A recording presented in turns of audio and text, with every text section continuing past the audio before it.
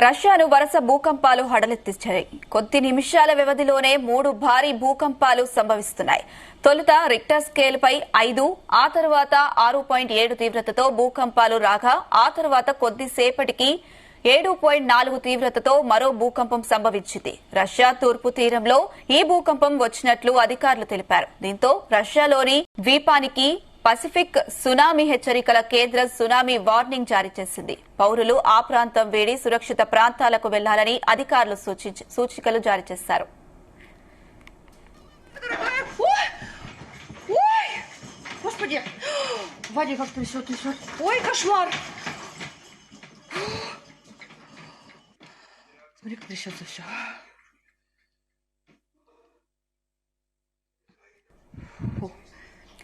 Russia తూర్పు తీరంలోని పెట్రోప్లోవ్స్క్ కమ్చాట్కా నగరానికి తూర్పుగా 144 కిలోమీటర్ల దూరంలో భూకంప కేంద్రం గుర్తించారు. ఇది 20 కిలోమీటర్ల లోతులో ఉన్నట్టు తెలిపారు.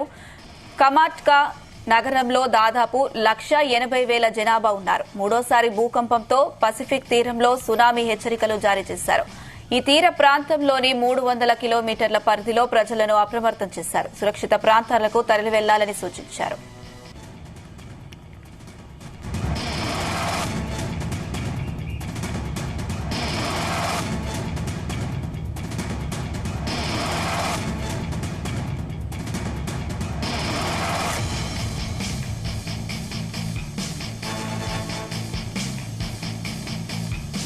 రష్యాను వరుస భూకంపాలు హడలెత్తించాయి.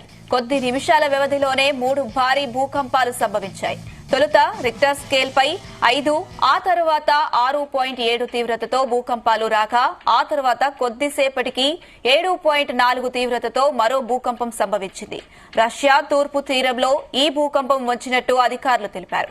దీంతో రష్యాలోని కమాచాట్కా ద్వీపానికి పసిఫిక్ సునామీ హెచ్చరికల కేంద్రం సునామీ వార్నింగ్ జారీ చేసింది.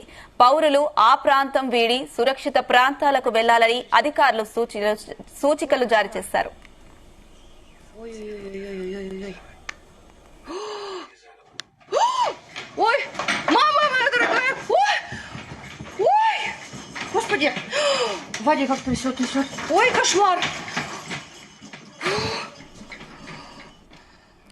రష్యా తూర్పు తీరంలోని పెట్రోప్లోవ్స్క్ కమాట్కా నగరానికి తూర్పుగా 144 కిలోమీటర్ల దూరంలో భూకంప కేంద్రం గుర్తించారు. ఇది 20 కిలోమీటర్ల లోతులో ఉన్నట్టు తెలిపారు. కమాట్కా నగరంలో దాదాపు 1,80,000 జనాభా ఉన్నారు. మూడోసారి భూకంపంతో పసిఫిక్ తీరంలో సునామీ హెచ్చరికలు జారీ చేశారు. ఆ తీర ప్రాంతంలోని 300 కిలోమీటర్ల పరిధిలో ప్రజలను అప్రమత్తం చేశారు.